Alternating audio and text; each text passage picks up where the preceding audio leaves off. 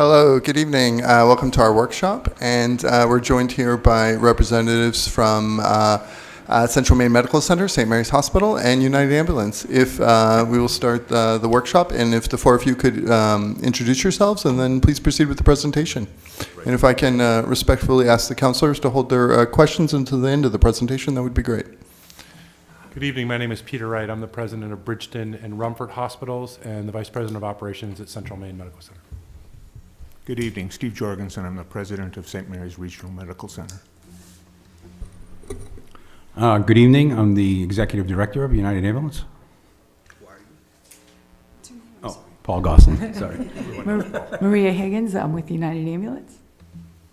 Thank you for letting us come to this workshop. I had reached out to Carl and asked him about some opportunity to come to the council and talk about some of the things we're facing within United Ambulance. In addition to serving in each respective medical centers, Peter and I also serve on the board of United Ambulance. You're going to hear that United Ambulance is actually owned jointly by Central Maine Medical Center and St. Mary's. It has been impacted by the pandemic, labor costs, and we wanted to use this opportunity to really educate you on what we're seeing and then look to ways to partner as we address the issues that we see coming down the road. So I'm going to turn it over to Paul, our executive director. Thank you, Steve. So we'll start out with the first slide. Would you like handouts to make notes? Yes, please. Thank you.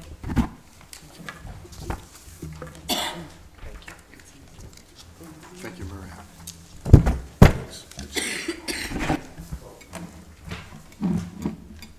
Great. As you can see, United Ambulance was established in 1981. It's merged. We merged with the two hospitals back in the late 1900s. It started out as a Tri-County MS operation, which was owned by a group of 5 hospitals, and got together with the two hospitals back in the late 1900s. 50% owned by Central Maine Medical Center and 50% by St. Mary's. Just a brief history. In 1995, we initiated a wheelchair division. That's based out of the Rodman Road. We have trucks in Lewiston, but the main base and main trucks are stored in Auburn on Rodman Road. We have anywhere from 40 to 50 vans and 5 minivans in operation. We also have a base in Bridgeton that began in 2001. It was off-site and is now on the hospital on-site as of 2003, and we currently staff and have 5 ambulances at that base. It's like being at work. In 2006, United gained CAS approval. CAS is the accrediting agency of the ambulance services in the country. It's a gold standard. We've had that and maintained that since then. We are the only service in Maine that is CAS accredited, probably one of maybe 15 in New England and probably one of 170 in the country. So we feel pretty proud of that recognition, and it keeps our gold standard high.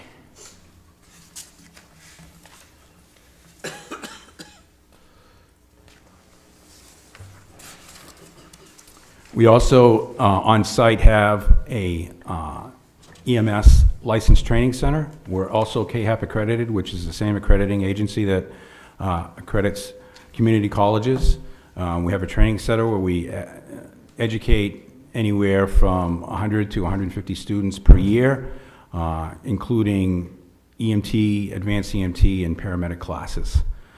So we have 2 classrooms there with some training facilities as well.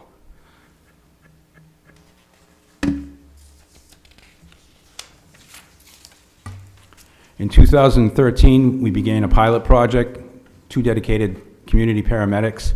You've probably seen a white vehicle going around. It's paramedics that basically are doing home health and working on proactive care. So it's a little bit different for us in a sense where we're really, most of the time it's reactive. The phone call comes in and we respond to the call.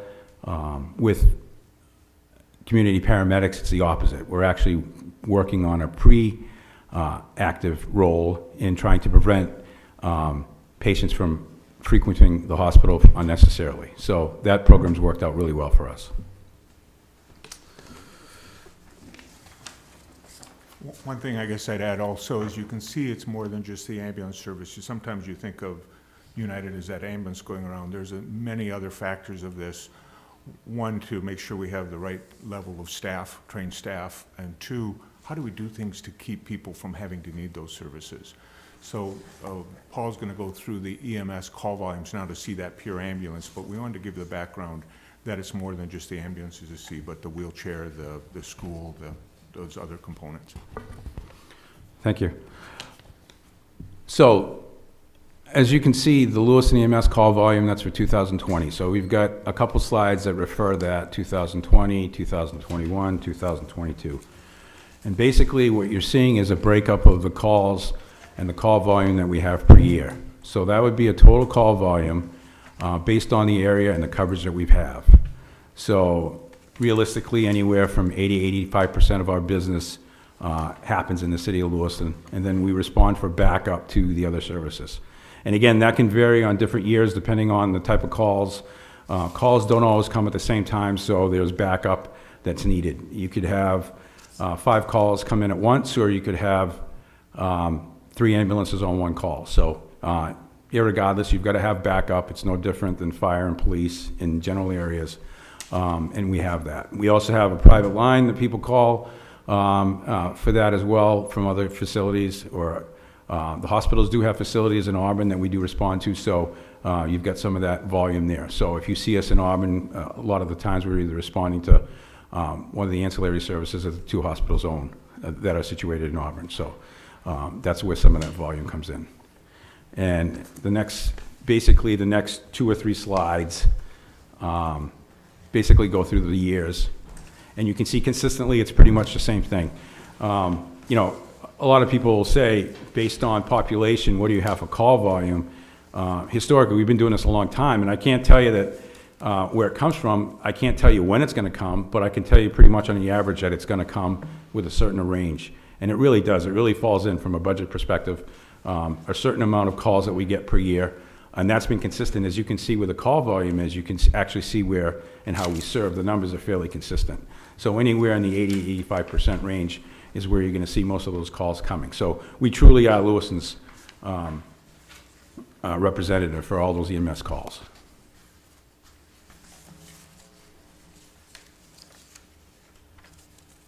So the next slide goes into a little bit deeper. So obviously we do different calls. You can see from the graph emergencies and transfers. So the 911 calls are toggled under emergencies, and the transfers are anything that's an ancillary service transfer. Hospital to hospital, hospital ancillary, nursing home to hospital, hospital to nursing home.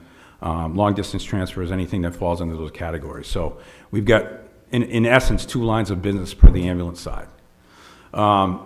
So those are the years 18, 19, 20, and 21.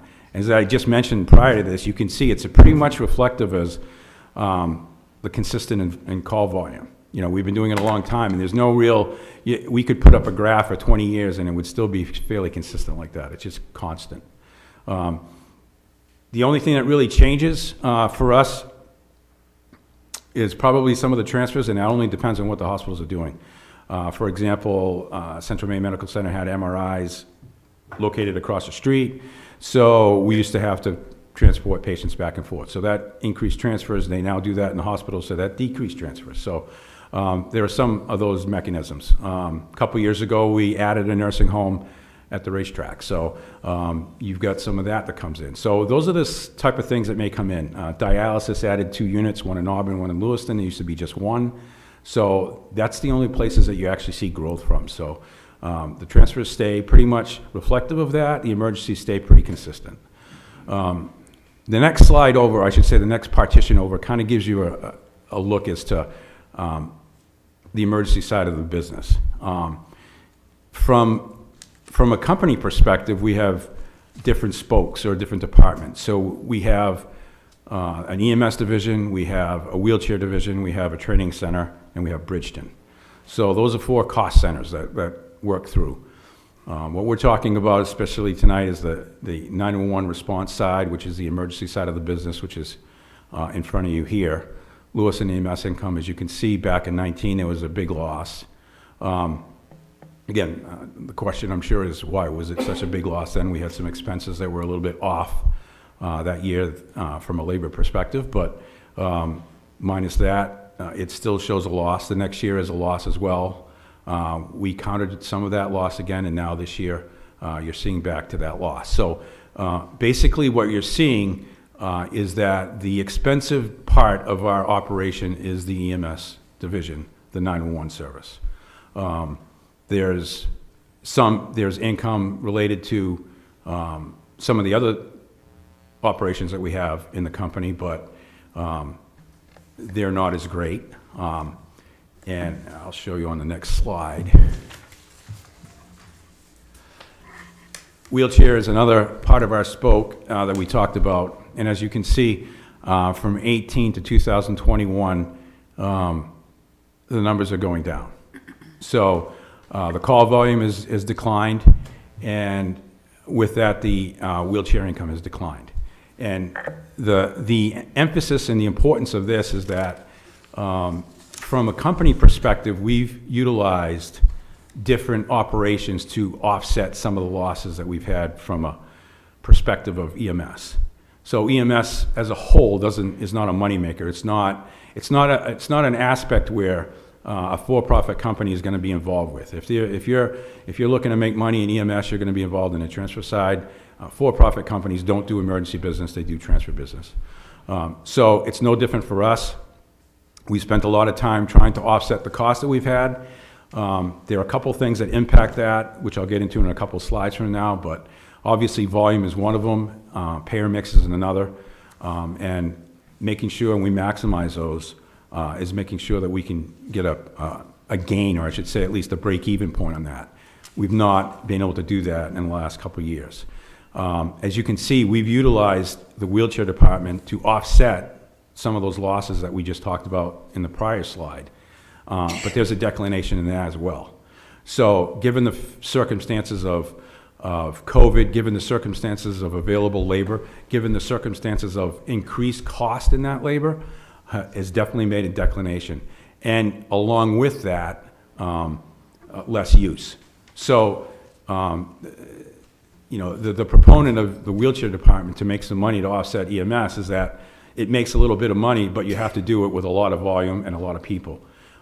As I just said, the volume is down and the people are less and the costs are higher. Along with probably one of the biggest things, and I know you all can relate to this, is the price of gasoline. I mean, we're all paying a lot more at the pump, and that's no different when our whole business is based on gas, because our ambulances and wheelchair vans have to push with that. So that's been a big impact for us. So offsetting the EMS loss is now becoming difficult because one of the proponents of, or I should say one of the divisions that were helping us is now declining as well. Paul, if you don't mind, one thing to add. You see the drop in wheelchair transfers in the 20 to 21 and then just slowly bring back up. That's really the impact of COVID and pandemic. People stopped moving back and forth, and while it's starting to recover, we're not seeing the recovery that we would expect pre-pandemic. We think it's going to be at a lower level as virtual care has kicked in and some other services. So it's good to see it back up in one way from a business side, but we just don't see that rising to where it was in 18 or 19. Excuse me. I don't know, Peter, have you seen the same thing? Absolutely. We see it across the system. And on the one, sorry, thank you. On the one hand, it's good, right? We're lowering the cost of healthcare, which we need to do. On the other hand, there's another side to that. The formula for healthcare is frequently what you see here. One division subsidizes another. And we're seeing it again and again. And when COVID came, a lot of those revenue-producing areas dropped out, while places like 911, emergency departments, all of that had to maintain their cost structures.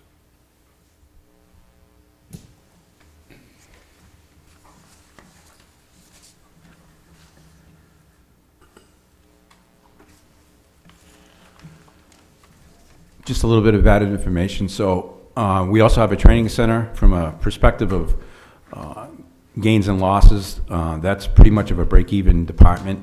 Those are the type of classes that we have and the volume that we do push through that.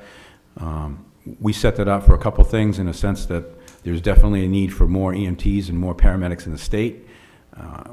Foreseeing that there was an issue and a declination in licenses in the state years ago, we figured that we'd kind of come in and hopefully set up a department so that we could actually have a self-feeding program for us. So there's an intention there, not so much for making money, but that's for gaining access to more medics in the field for us. So we kind of set that up in that respect.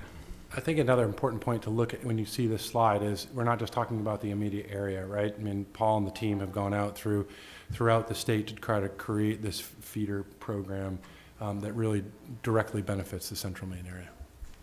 Thank you. So payer mix, I mentioned that a couple minutes ago. What's the importance of that?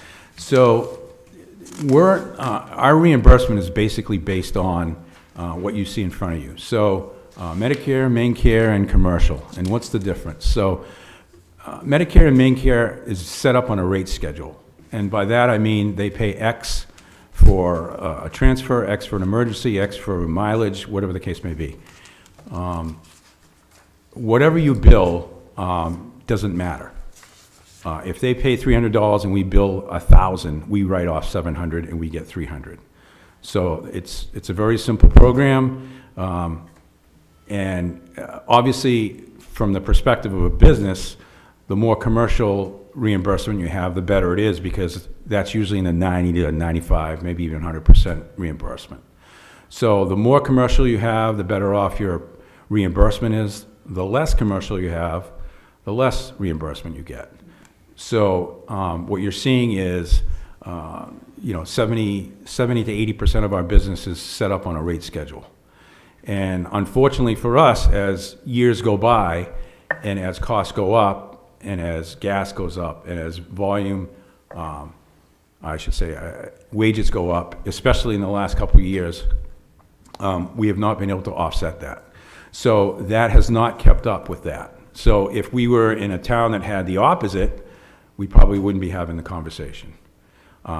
In the city of Lewiston, and the hospitals I know are fairly similar. I'm not sure exactly which ones they have, but they're fairly close. Both hospitals have their own paramedics as well as we do, but it's pretty much, I'm pretty sure it's close to that. So the reimbursement is not optimal for us, and unfortunately, as I said before, it's like if a pizza place has added costs, we're all going to pay more for the pizza. If we get added costs, I can't put that price up because I'm getting whatever the rate schedule gives me. And unfortunately, that hasn't been adjusted. So year after year, it just goes into a declination. Now, it's nothing that we haven't seen before, nor have we thought of. I've been doing this a long time, and that's why we added different departments in to try to offset that cost. But it's getting to the point where those things that we added in now aren't keeping up to help that as well. So, we take from Peter to pay Paul, and unfortunately, neither of them have enough. So we're at a point where the payer mix is not helping us, and neither are those side operations that are aiding that we used to count on. So community funding. So we took a look, and for years, since 1981, we have not received any community funding here. We do have a base in Bridgeton. They do far less calls than we do, and they receive funding from the city of Bridgeton because they don't have enough call volume to substantiate that. So they do get that. As you can see, 80% of the communities in the state do that. Now, again, 20% don't. Some of them could be fire departments that don't need it because that's what they do, or they're in some of those payer mixes where they don't require any assistance. So since 1981, we have been in that 20% where we've not required any funding because of what we've done.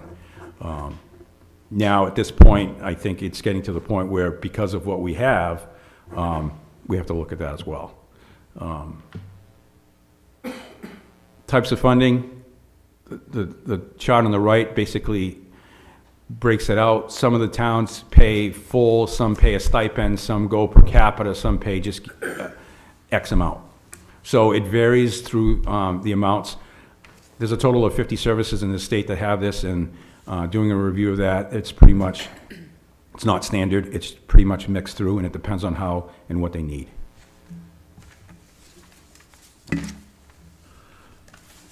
Before we go to questions, I'll pass it over to Steve and Steve if they have anything to add.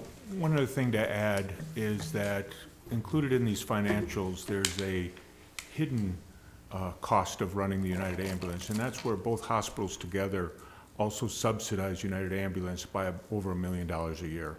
And the simple reason is that when they deliver a patient or take a patient for us, we pay them directly, and they're not having to go out and bill and try to collect on those types of things.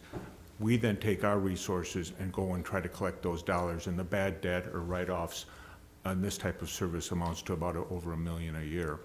So we have all these things coming together, the increased labor costs, the reduced wheelchair, and now we're looking to say, how do we maintain a high-quality service that Paul and his team has created for this community? Because it's very, very important for both hospitals to ensure that a high-quality ambulance service is available for this community. It's at a point where I think there's going to be partnerships that are needed to pull that off, or different models to make that happen. And we wanted to give you the background as we see it in full transparency in order for you to be more educated on it, and then we could go to a discussion at some future point. Thank you very much. Questions or comments from the council? Councilor Jelinas. Thank you, Mr. Mayor. First off, I want to just comment, Mr. Goslin, on the work that you have done in this community. I run a educational/healthcare facility, and you transport a lot of our patients. My sister also gets a ride from you guys every day to her program, and so tremendous service, and thank you for that. I have two questions. When I think about the payer mix and recognizing that 77% of your revenue is main care, Medicare reimbursed, can you tell me the last time that that line received a bump up in the reimbursement level? In the wheelchair department, we haven't. Please speak into the mic. I'm sorry. In the wheelchair department, we started in 1995. We haven't. Since At one 1995, you've not seen an increase in the reimbursement rate? But in ambulance, you get that slight one with Medicare. Sometimes it goes up, sometimes it goes down, actually. Yeah, Medicare has a formula that goes by region, where they make what they call cost of life adjustments. Yep. I rest assured they're not anywhere near what the change in cost of But life. the COLAs are less than, okay. My second question is, in looking at the chart on your revenue from wheelchair income, you talked about, your call volume is down and naturally your revenue is down as a result. So then it leads me to believe that, if you think about your operation as a whole, your workforce must be down as well. If the demand isn't there, for example, Correct. you're not looking to support as many professionals as you once were, like in 2019 or 18, what was it? 2018-19. So could you talk about that? Like, what is your workforce now as opposed to? Do you want to answer? Well, I can answer on the wheelchair department. The wheelchair department, when we were up there, the minimum wage wasn't where it was. It is now. And the volume is, some of the volume is still there. We just can't do it all. And the way it works is they assign you your trips and you do what you can, and then we send them back. Prior to COVID, we didn't send calls back. We had a large staff. We had 85 vans. I had 95 drivers. Right. We were everywhere. We were doing 350 to 400 calls a day. After COVID, we lost a lot of the people that work for me, work with us, are older, semi-retired. We have like a per diem staff. They kind of work when they want. We work together. A lot of them didn't come back, and that's what you're seeing. And then, as you can see through the COVID, we still had some people still working, but a lot of them chose not to work. And then there was a lot of cancellations. And then there was, with COVID, as you all know, the volume just died out. It's starting to build it back up, but we don't have the staff. The gas is so much. We're doing the best we can, and we try to still offer the same service. We do the best we can with the staff we have. So I think I'll add to that. I think the change in the volume has outpaced the ability to staff it, right? The volume went away, so did staff. Volumes come back. Staffing is, Not come in back. any That's what I was getting industry at. is just not there. That's what I was getting at. Thank you. Mayor? Councilor Pease. First off, I want to thank you for coming and giving us this presentation. And I know the job that you guys do is very vital and important to the city of Lewiston, Auburn, and surrounding towns. My feeling is there's got to be a way that you could be financially stable by other means. Because if you're relying on the insurance companies, all they're going to do is keep beating you to death. If you say that it costs $1,000 to bring that person somewhere, they're going to give you $300, and you're going to, if it costs you $700, you're going to eat that $400. I don't think it's fair. I don't think it's right. I think there's something we should all look into and see if we can change. I don't think we can, but because they're huge. I have a niece that's an EMT and her husband, and they were telling me some of the stories that the hours they have to work sometimes and the things they go up against. And they can't complain because they know what you guys are up against. And so they do appreciate you. Your staff does appreciate you. Thank you. Thank you. On behalf of the St. Mary's and I'm sure Central Maine, it's the EMT people and the EMS people, it's part of the family. It's a partnership because we're all trying to deal with helping people in this community the best way we can. And funding in healthcare, we could have another learning session a long time on that. But we're dealing with the realities that exist right now, and that's what we're trying to bring forward. Councillor Scott. Thank you. So thank you very much for this presentation. I really appreciate it, and I too will reiterate what my fellow councilors have said, that thank you for all the work that you do. It's a great service for our community. I'm just wondering if we've had any conversation or included in this conversation our legislative delegation. I think that we need to have some of our state level representative speaking to us as well to see what might be happening on a state level to help with some of these costs and what's happening here. And an adjustment in main care and all of those other things, those conversations. I don't think we can wait anymore. I think they have to happen sooner rather than later. So I'm hoping that as we move forward with this conversation, that they're invited to our conversation as well to be hearing this with us. Thank you.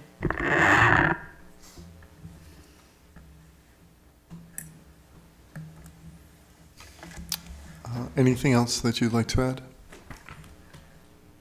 I would just add to what Councilor Scott said. So, it's been some time in Augusta, and we work very closely with our delegation. Senator Claxton's on the Health Committee, and Senator Libby on the Appropriations Committee. So Maine Care represents probably the largest chunk of the state budget. So they're well versed on the impact that this has, and the hospitals. The hospitals have an association presence, and we educate them on a regular basis. And I think the ambulance, all the ambulances aggregate, and they have an advocacy organization as well. So there is some general knowledge. I don't know that it's, matter of fact, I would say it's not known necessarily acutely what happens here in Lewiston and the issues that we're having, and just tackling them, with you publicly now. So. I guess I just end by saying, Mayor Shalene, thank you for you and your staff for giving us the opportunity to come and present this to the council. Appreciate it. I appreciate you being here. Thank you very much for your presentation, and thank you for all the work that United does in all two hospitals, which also happen to be our two largest employers. So thank you very much. You have a wonderful evening. All right. Thank you. Great. Thank you. Thank you.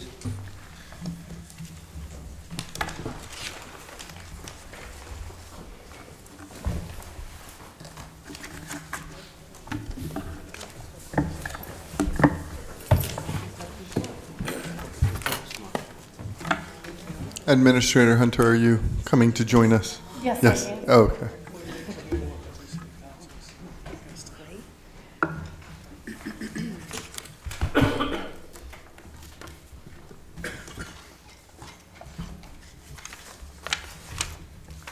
Good evening, Mr. Mayor, City Council. At your place setting tonight is the If you updated can- version of the tax rate sheet, the adjustments, and the fund balance that I'd like to share with you, if I could. So at the last meeting, we presented adjustments and a tax rate sheet that totaled a $1.53 tax rate increase. What you have right now indicates a $1.25 tax rate increase, or 4.43%, which is well below both the CPI as well as the LD1 limitation. If you look on the second page, you will see the adjustments that were presented to you a week ago Tuesday. With the exception of line 36, there was an adjustment there for asset management technician. We are retracting that adjustment based upon capacity. We really need to keep that money in there. So starting on the third page, beginning with line 47, those are the new adjustments to get us to this tax rate. In addition to the adjustments noted here, you will also note, and I'm not sure it's been formally adopted by the school committee yet, but the school superintendent has reduced his budget by another $115,000. So that is subject to school committee approval. This $1.25 does include that adjustment. And if I may, Mr. Mayor? Councilor Scott, please proceed. Thank you, Mr. Mayor. I just want to add that I did get the agenda for for Monday evening school committee meeting this afternoon, and that there will be a discussion on the budget and a revote Monday night, so that I'll have that available for Tuesday. Okay. Okay? So, but just to be clear, that $115,000 is included in what is presented tonight. So again, on that third sheet, looking at line 49, we are taking the state revenue sharing up to about a 68% confidence level from the 65. That gives us another $300,000.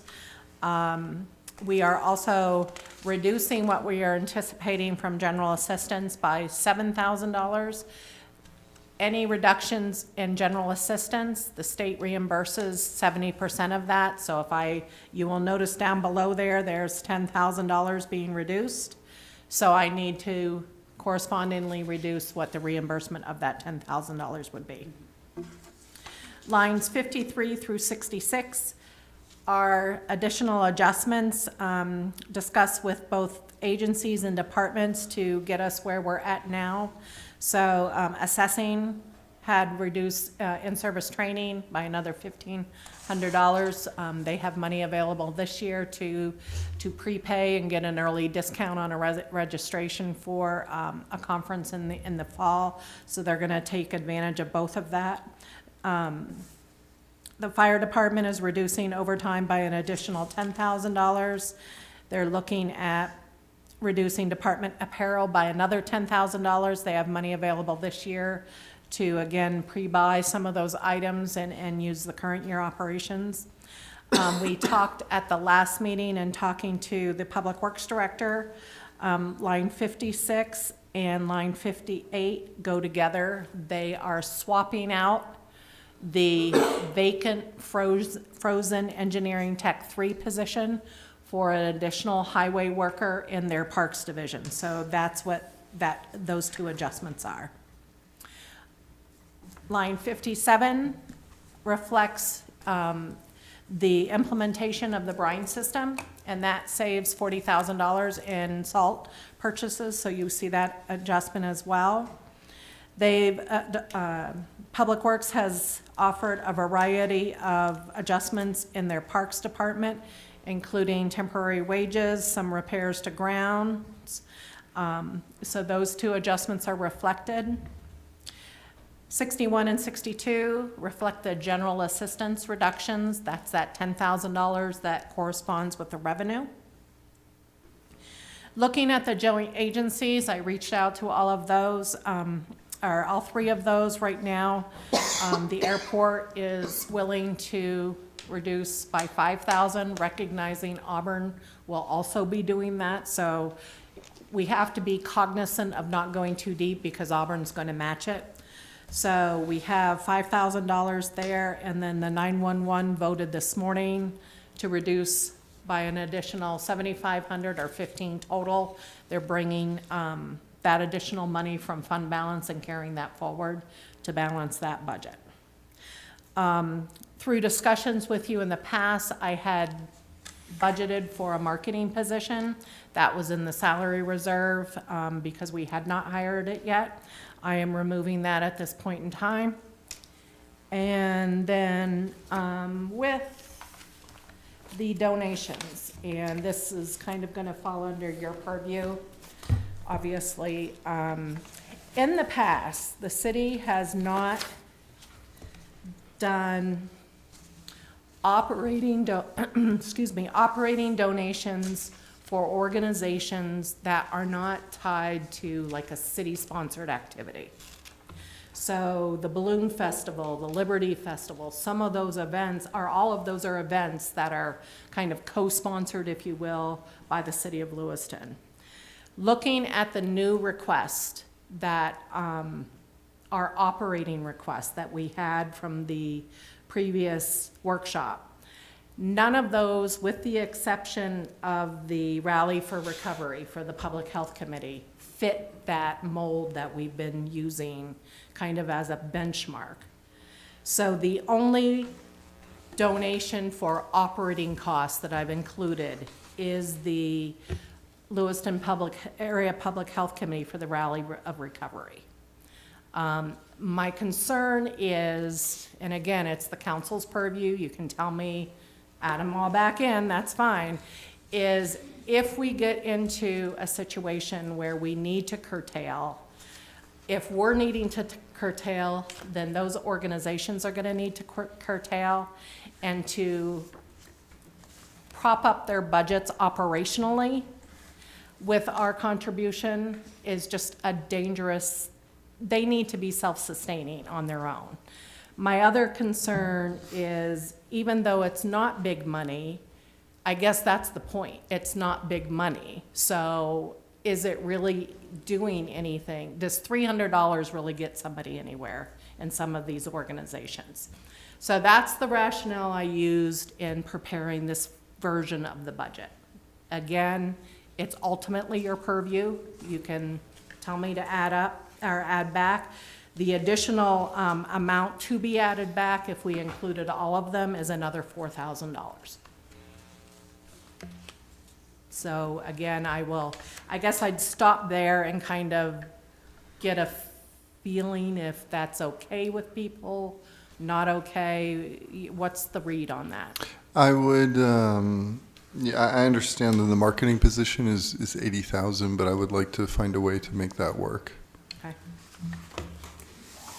We are in desperate need of that position. Councilor Pease? Also on the donation side of it, I don't think there's enough there that's going to really make or break this budget. So I think we should just keep it the way it is. So by keeping the way it is, as in keeping it like this and not do the other smaller donations? Or, No, I would do the smaller donations okay, as well. so add another $4,000. Yes. Okay. Is it 4,000 total, or is or it's an additional 4 above the 1,000 for recovery? It would be an additional $4,000. Oh, okay. The total was $5,000. Total was 5. Okay. Yeah. Thank you for that clarification. Councilor LaChapelle, did you have something? Yes. Guess I'm just looking at the city council FY23 cash requests, and I'm confused on, and I see $10,000 for the Liberty Festival, $75,000 for Androscoggin Historical Society, $400,000. Yep. So So is that- I will clarify, the Liberty Festival has been in all along. Mm-hmm. That was the standing request that was funded. The other two big ones, the Androscoggin Historical Society and the Franco Center, those I've pulled out because those are capital campaigns. Those are one and dones, in theory. So Whereas operating, there is the 8, 9, 10. potential of having more operating costs or a recurring request So of that's where those. you get the 4,000 total. Total. Okay, I see it. Okay, I see it. Thank you. Yes, and Androscoggin Home Health Hospice, they ended up requesting, they didn't have a dollar amount. They settled for $1,000.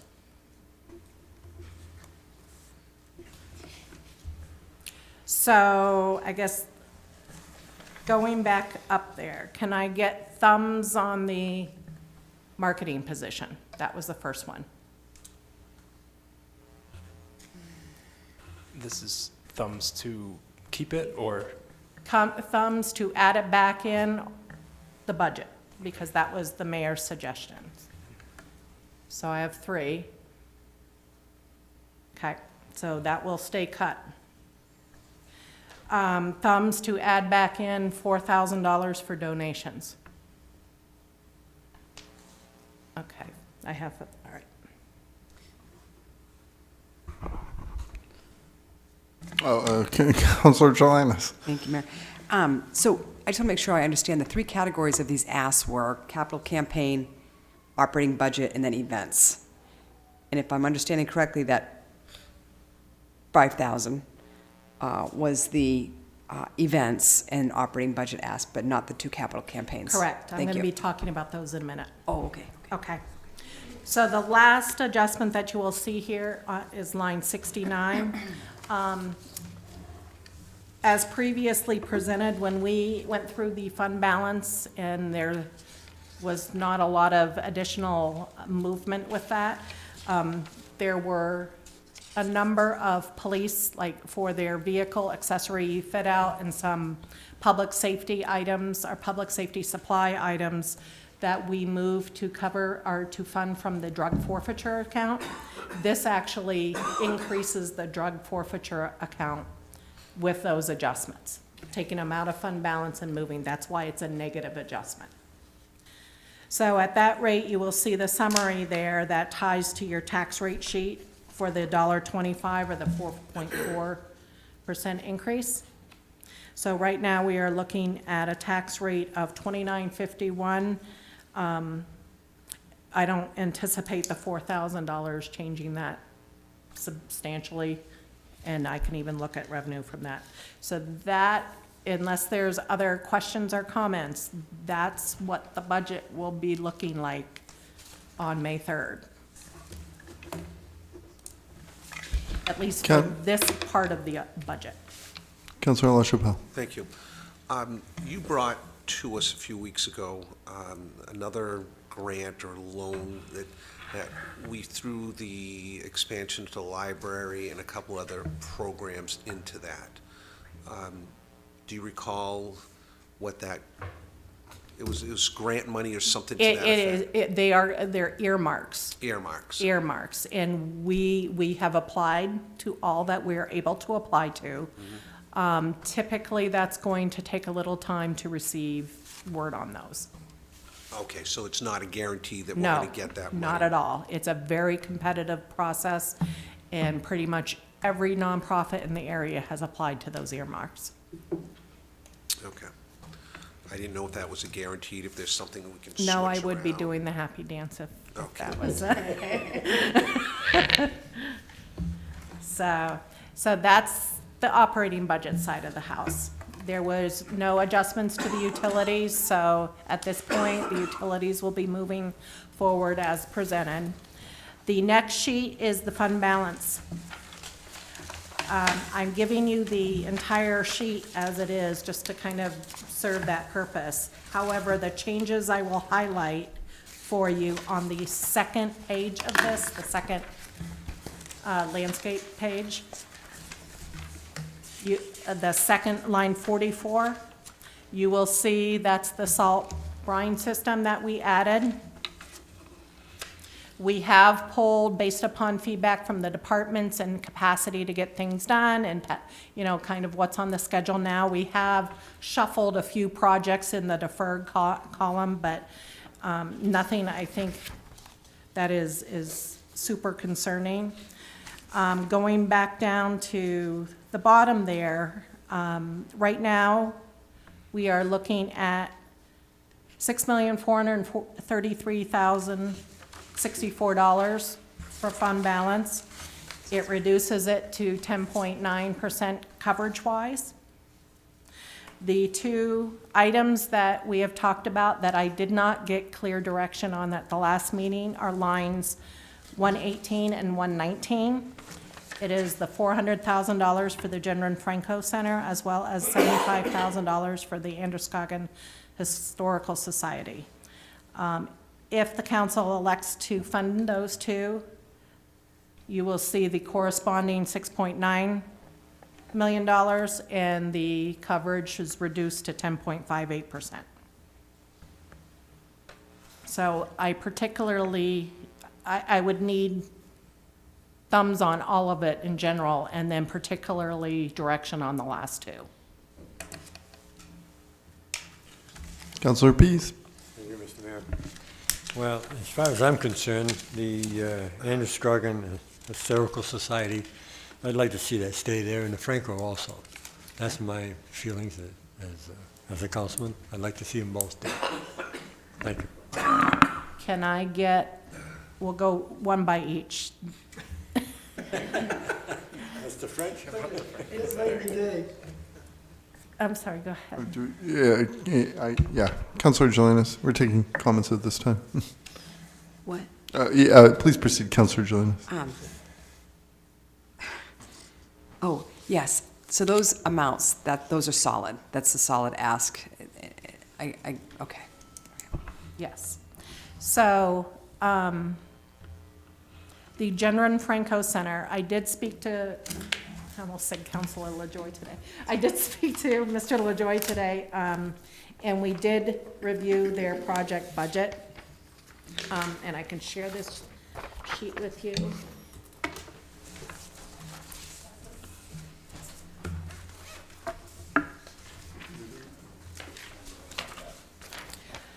So the sheet the first sheet that looks like a spreadsheet talks about what their punch list looks like.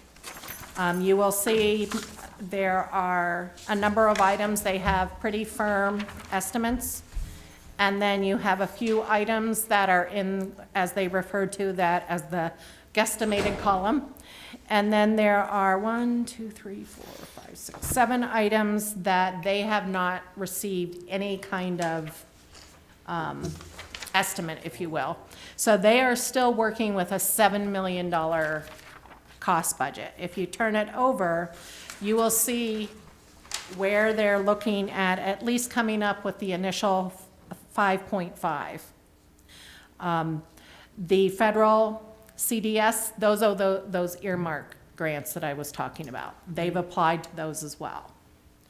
So they are looking at seeking funds from the city of Auburn as well as the Androscoggin County. My understanding is the city of Auburn, because they have had so many recent requests, they are looking at doing a committee to establish and determine how those requests are going to go. And I'm not sure what the county is doing. And then they do have foundations. They, similarly to the Library Endowment Fund, they only use investment earnings as a way to balance their budget. So right now they are kind of looking at where they can go from here. What I would recommend to council, as you might recall, we have $250,000 that we've already approved for them. They asked for $400,000 for the next 4 years, which would be $1.6 million of the $7 million request. So they are looking at phasing in. My question to them was, what happens if you don't get the $7 million?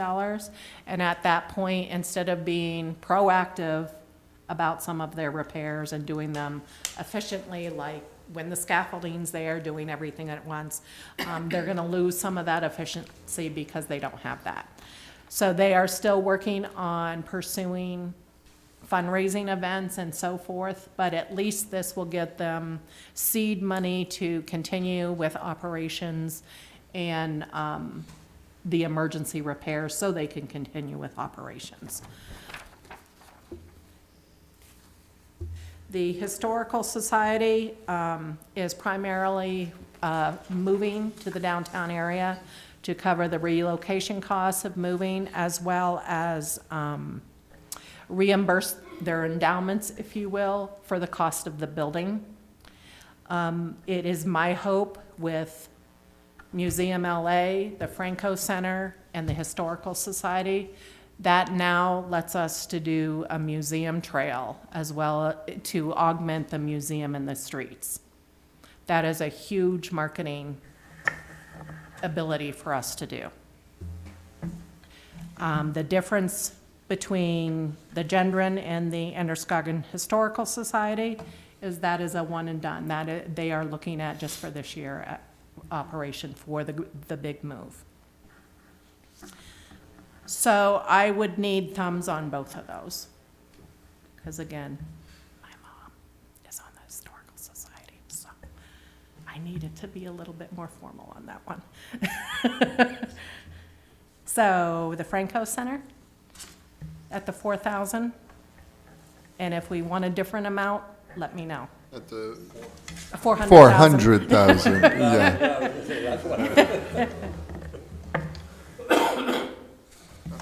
Councillor McCarthy. Seeing as we've already given the 250, I think another 250 would be 500, which is matching the ask of Auburn and matching the ask of Androscoggin County. Okay. That's my feeling. I leave that open to everybody else. Councillor LaChapelle. The only issue that it brings up, I was here at that council meeting, I think it was in November or December, when I think you and I were sitting next to each other. Okay, and they were talking, we gave 1 point something million to the Museum LA. 2 million. 2 million.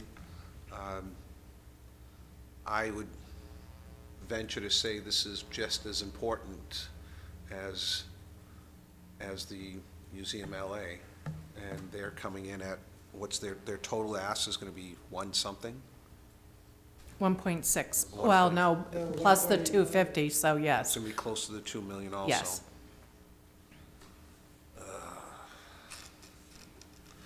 It's a tough one, Bob, and I agree. It's a tough one.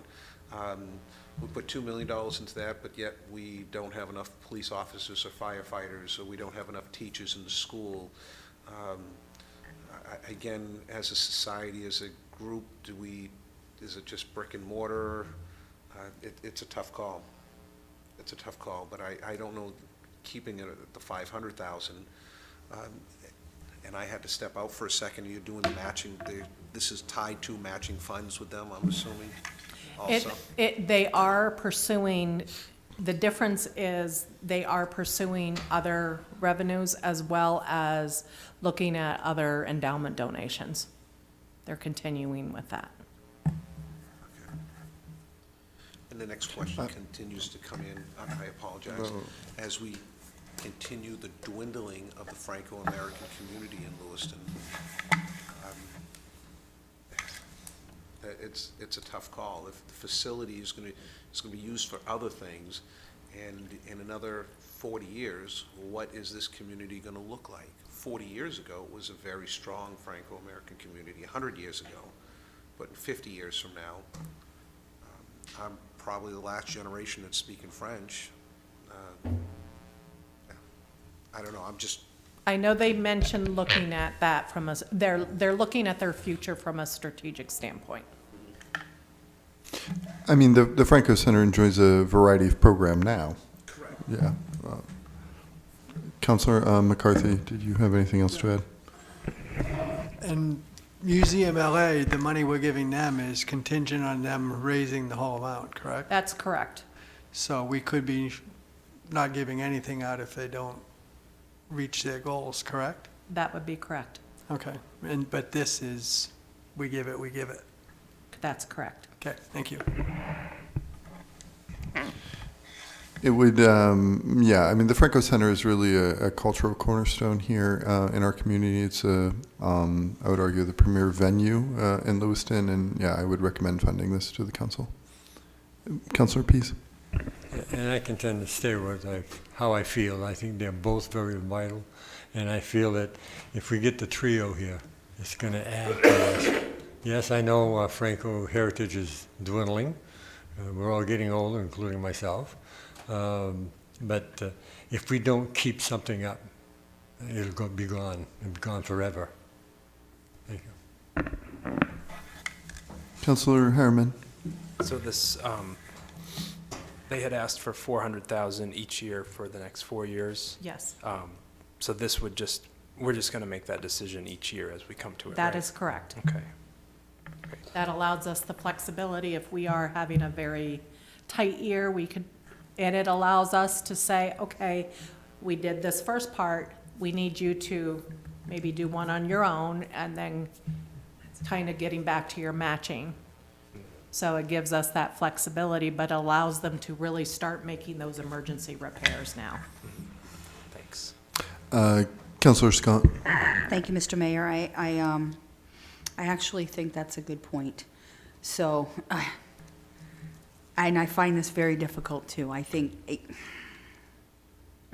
just want to say yes automatically without having to think about it. But I do think about what the tax, everything, all of this. So I want the community to understand that this is a difficult decision. No matter how the decision weighs out, this is a very difficult decision.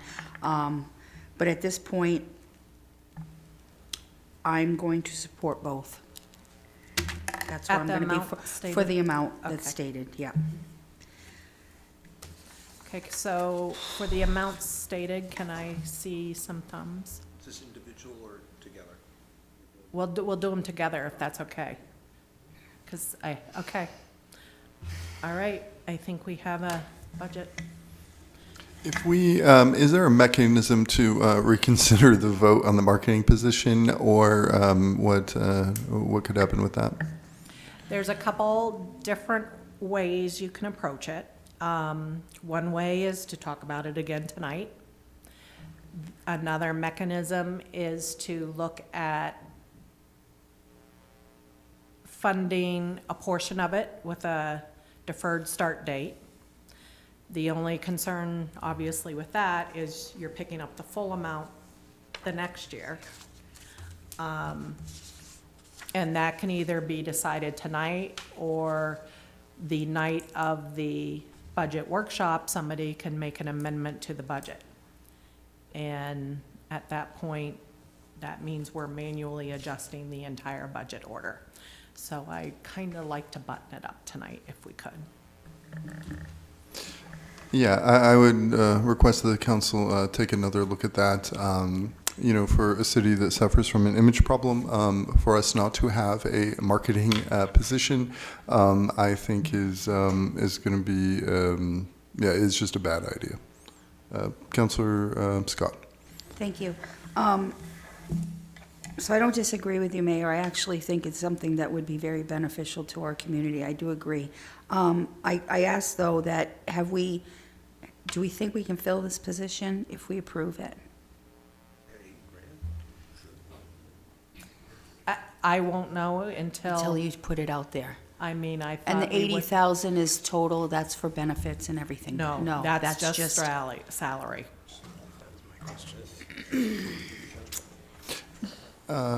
If I'm, That's how much they're going for right now. if I may, that based on my professional experience, that is an accurate cost to acquire that position, and yes, I do believe that we'd be able to fill it. Councillor Herman. That was my question about the 80. So the 80,000 is salary. Where would the benefits be? I think I have enough flexibility in the fringe side of the house that I can absorb it. Okay. I will add that when the council at the time approved undertaking the new branding and looking at contracting with the marketing, the previous council had the discussion with previous administration that every time we wanted to initiate some kind of event, mailing, any kind of special initiative, it was costing us about $10,000 per item. So that, at the time, my understanding was the direction was to budget marketing seed money, but perhaps look at transferring that into a position, which is, when we talked about this as part of the strategic initiative, you were supportive, but I held back at the time because I was concerned about exactly what we're talking about here. Councilor Herman? So this marketing position, do you think that there's any work that city staff is currently doing that would be shifted to this person? I think overall, it follows your strategic initiative. So we've kind of drafted a very loose job description right now. What I see this person, one of your initiatives was to have a Lewiston event, an annual event. I see this person doing that. I see this person doing a higher level event planning. We now have the top sponsor for the River Regatta, and you see that all over the paper, and the publication will be part of the advertising, the television, the radio advertising for that. I see this person taking items like that and building upon. I see them looking at and reaching out to the departments and getting the feel-good stories and getting that information out there. I see them working with the school department and getting that information out, what the expanded programs are, what the culinary arts awards have been, those types of initiatives. Right now, nobody has time to do that. And that's the piece, and to get it out right, to partner with ribbon cuttings, to do all of that imaging that we have lacked terribly doing. Thanks. Sorry, please continue. Just one more thing I was gonna add is I wonder, I don't have the numbers for this, or I don't know that anyone could, but I just wonder, 80,000 looks like a lot of money, but I wonder what we're gonna get from, Exactly. As far as investment in the city, and I can't calculate that, but Right now, we don't have the capacity in our economic development department to actually proactively go out and visit with businesses and see what's needed, see what they want to do. This person can do that. They could be that liaison and that face for Lewiston. So for this position, so is this a marketing director? Is this an event planner? Is this somebody for economic development? All of these things add up to an awful lot of time, and It's all of the above. Right, okay, all right. Councilor Jelinas. So I know that, outlined on this paper, on this page, with the recommendations, and that was taken out. And I don't mean to put you on the spot, but if that was to, what would that affect in terms of the percentage of change and the dollar change if that was to go back in? It's 4 cents on the tax rate. All right, okay, 20,000 for a penny. okay. I mean, I may be able to pick up and split the difference. And I am still being very conservative on the revenue sharing. I just don't have a huge comfort level of actually building in. So I'd rather be conservative and have some surplus than have a few negative surprises. Councilor Pease. Well, my thing is we usually try to have more than 8 functions in a year, correct? 100% city-sponsored, Yes. because I can tell you with Nicole's limited staff, she does probably half of that on her own at the rec department. So if you were to base it on dollar amount, Yes. and it's been averaging around 10,000, it only takes 8 functions to take care of her salary. Yes. And it gives us a good or in the city?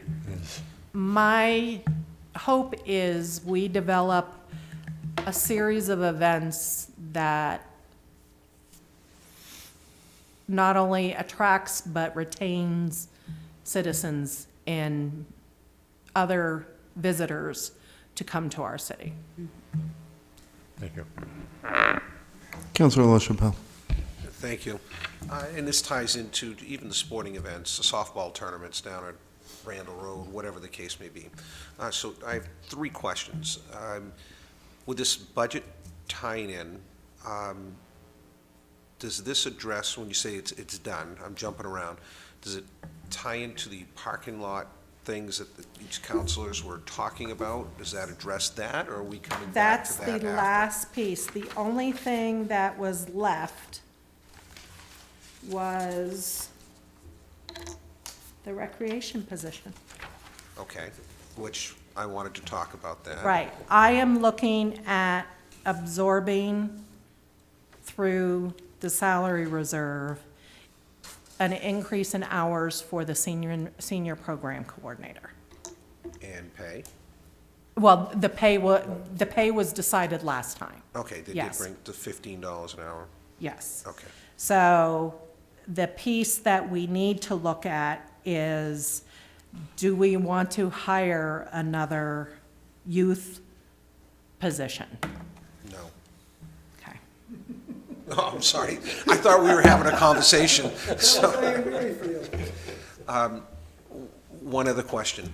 I see our Public Works Director is here. How are we coming along on getting rid of some of these parks in our city? Oh, that's probably too blunt. My Or rec- unused facilities that we might be having. My recommendation would be, that would be a great workshop topic. Okay, excellent. And the last question, when you were asking for this 80,000, are you suggesting that we make a couple suggestions where to take $80,000 out of the budget? I have a few, if you care to know. She doesn't care to know.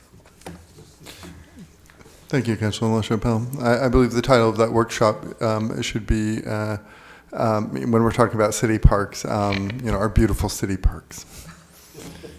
Mr. Mayor, Councilor Clement. I for one would like to hear what Councilor Bell would like to suggest where we might come up with $80,000. Why, thank you. May I respond, Mr. Mayor? Councilor LaChapelle. Thank you. And I know this is not going to be a very popular choice, but we've all taken cuts. And the sacred cow of this city for years has been the Lewiston Public Library. We have libraries in every school in our city that are being used. We have an increase in the library every year. It's a beautiful facility. They do great work, but we have an increase almost every year from that department. I would suggest cutting $80,000 out of that department and putting it towards the marketing department, put it towards marketing. That would be my suggestion on that one. I do not get a vote, but I do not support that suggestion. Councilor Scott. I would find it hard to cut that, especially given the, we got a memo from the library director regarding our last meeting on Tuesday, and they're stretched pretty thin right now with the amount of work they have to do, especially things that are not typically library tasks. They actually function more like almost like a social service agency in some ways. So I would be opposed to cutting that as well.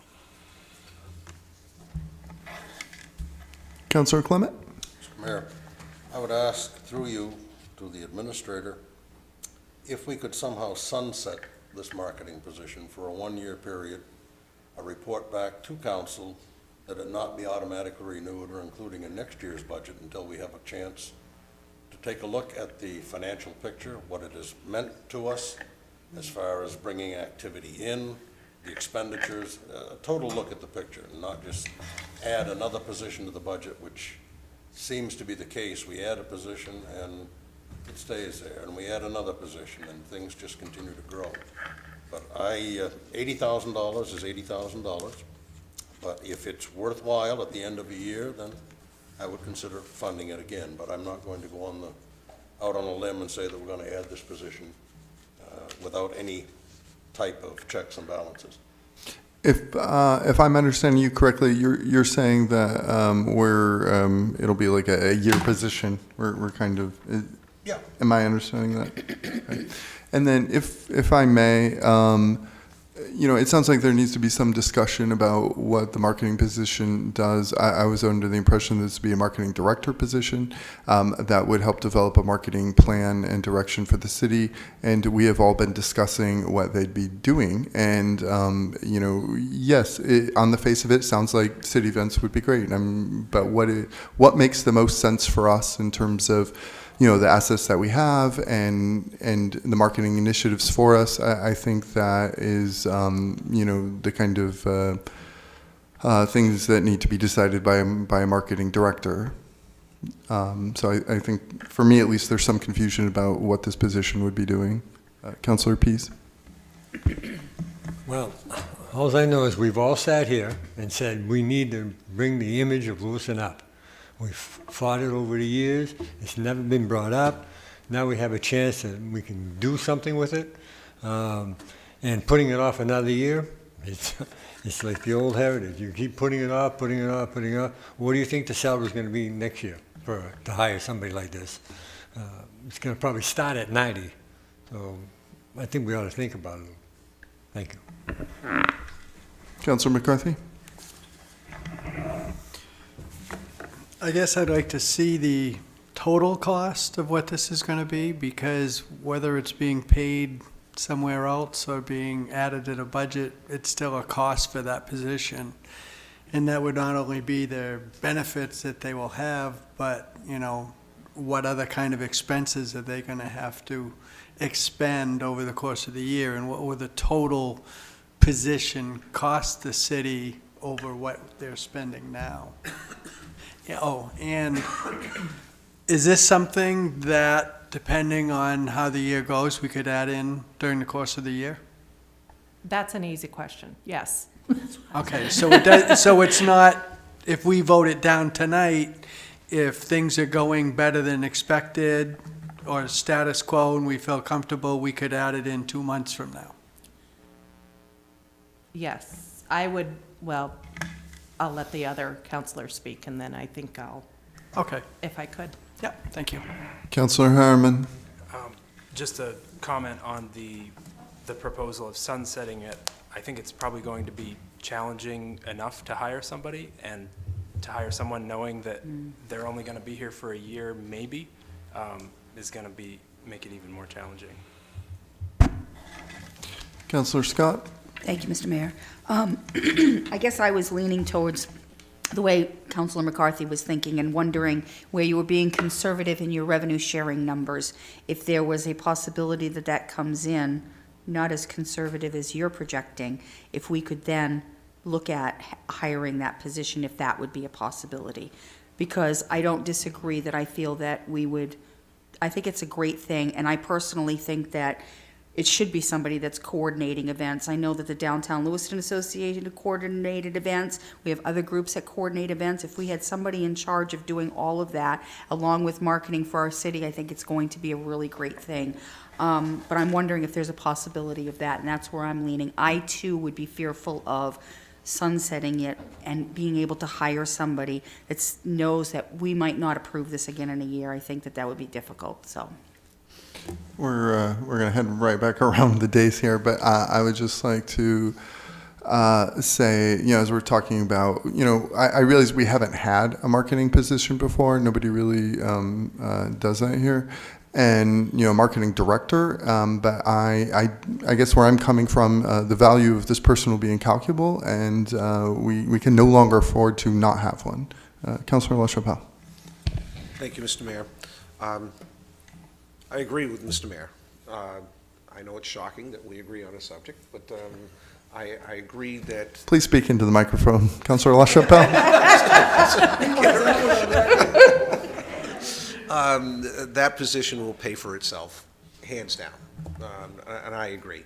I propose that we just accept it, just add it on, and then come next year, we can look at all salaries that are making $80,000 and start looking at possibly cutting if we deem that we need to cut. So I would support that. The camera can't see your face, Madam Administrator, but it's worth the $80,000. It is. And it's for a couple pennies, and I don't want to belittle a couple pennies because we're looking at, $5,000 here, $5,000 there. It does make a difference, but it will help our city. And I would be in support of doing that, even though I'd like to cut in other areas that she won't let me. Councillor Clement. Thank you, Mr. Mayor. I would concur with Councillor Scott and Councillor McCarthy. I'd like to set this aside for a month or two. Let's see if our revenue projections are better than we're hoping for right now. But also, I have a problem with the nomenclature. You develop a position that is a marketing director, all of a sudden, well, I don't have any staff. Now they're gonna, I don't go there. Make it a marketing specialist and you might win me over like 98%. But I don't agree on the title marketing director. I mean, I've seen it happen in other areas of the city. You have a director, the director has a manager, the manager has no staff, then we have to have staff for the manager. And we just grow and grow and grow, and no, I can't support it otherwise. But change the nomenclature a little bit, put it out there a couple of months, and I'd be on board.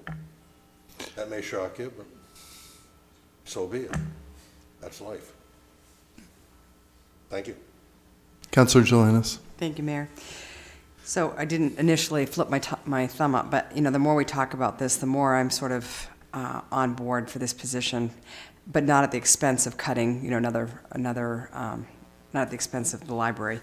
I do believe in accountability and holding positions accountable, but I also trust the city and the HR stuff in place. I'm sure they have KPI or key performance indicators that they're looking at when they're looking at these performances and these positions. So I don't, as one counselor, I don't want to get in the business of managing that or trying to figure out if the position works, or I trust that that's already happening internally. So that's my vote there. And I could go either way. I mean, the only thing I would say about waiting is that I wouldn't want to wait very long. I wouldn't want to put this off like 6 months or 7 months. I mean, I'd really want to revisit this very, very quickly. But I'm leaning more toward, let's just do this, let's figure this out and find a way to make it work. With all due respect to to Councillor Clement, a marketing specialist would do something, but what we really need is a director. We need some marketing direction for the city, and a position that's less than that will not serve the city in the ways that we need. Further input from you, Administrator. Certainly. I would concur that I do not want this position at the expense of the library, for several reasons. Not just because I read a multitude of books on a weekly basis, but also I view them, and I may be in the minority here, an extension of our rec department. With the programming, with the youth, with the adult programming. They work hand in hand. They serve different residents, but I think overall it's part of our overarching programming. If you take that from their department, not only will the books, but also the programming be significantly limited. And I think our library is a significant attraction to our city.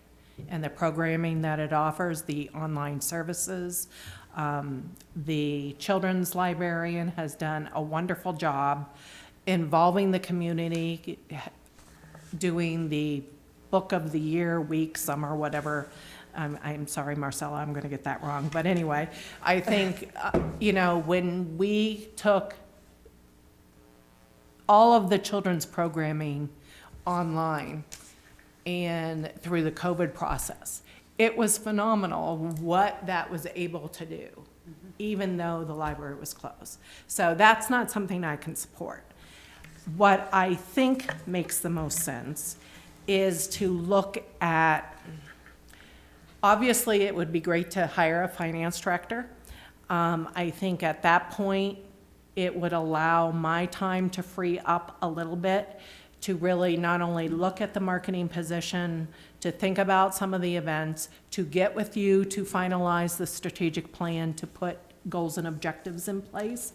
And I think at that point, by the time those things happen, we will naturally start being into the next fiscal year. We will solidify the job description, post it. So I think you're naturally going to get what you're talking about anyway. So I guess what I would recommend at this point, if it's okay with everybody, is to put it in at a half position at this point, recognizing the phase-in. If we have revenue sharing numbers that come in early, we can move that hire date up. And then we look at that way, that your strategic plan with the goals and objectives will be in place. We will hear from the Economic Development Ad Hoc Committee and what their recommendations are. We start putting all of these packages into place, and then that way, that person has something, the foundation to work with as soon as they start. Does that sound reasonable?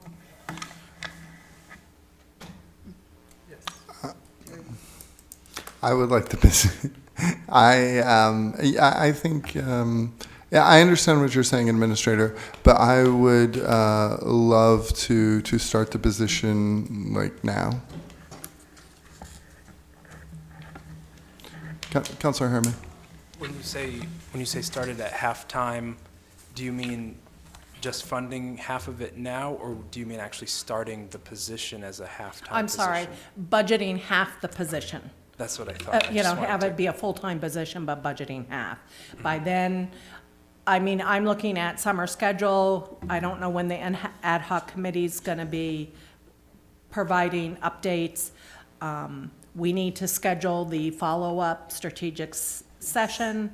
I think there's a number of things that need to happen that we can get in tandem, and then look at that first quarter of revenue sharing, or even see how we're ending this year with revenue sharing, and see how we're ending this year with excise tax. If excise tax kind of perks back up a little bit, then I'll feel more comfortable about saying, okay, let's pull the trigger in July and August. Okay, thanks. I certainly do not want to hire this position, start the good work, and then turn around and lay them off in a year. Whether it be because of the economy or some of the intrinsic value you're going to get from this position is not necessarily going to be adequately able to be calculated. Councilor Pease. Yeah, I understand what you're saying, and I'm looking at, even if you posted this job tomorrow, it's probably going to be months before we get somebody. Well, seeing how long it's taken to fill some other positions, I would agree with you. So I can't see this happening today or tomorrow. So I think we should go ahead with it, and on that basis, funding half now, and then we find somebody, we'll know where our position is, how better off we are, then we can continue with it. Councilor Clement. Thank you, Mr. Mayor. I would concur with what Administrator Hunter just had to say. We have an elephant in the room we keep overlooking, and that is our finance director. We need to get that position on board to allow her to do what we hired her to do.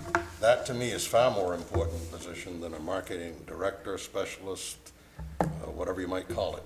So I would say that we go ahead, work on getting the finance director in place, and then we can start working on it. Fund it at a half year's position. It makes absolute sense.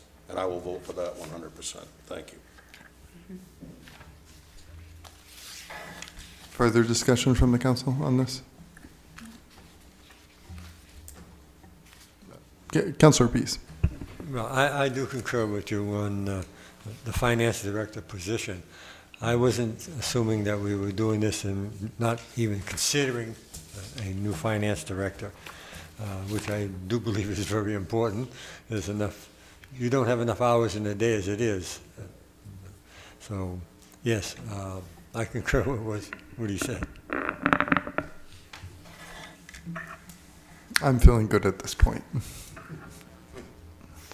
Okay, that's all I have for you. Mr. Mayor? Councilor Scott. Thank you, Mr. Mayor.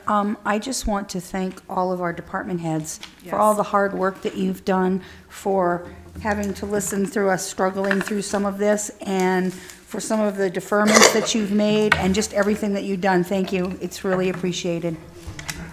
Councilor LaChapelle. I thought you were the parking lot issues and all that stuff. The only, I'm sorry, I did revisit, all the other ones were addressed. Okay. So the Okay. only one would be the youth. Okay, we're done. Okay. Thank you. I think, yeah, have a wonderful evening, everyone. Thank you for coming.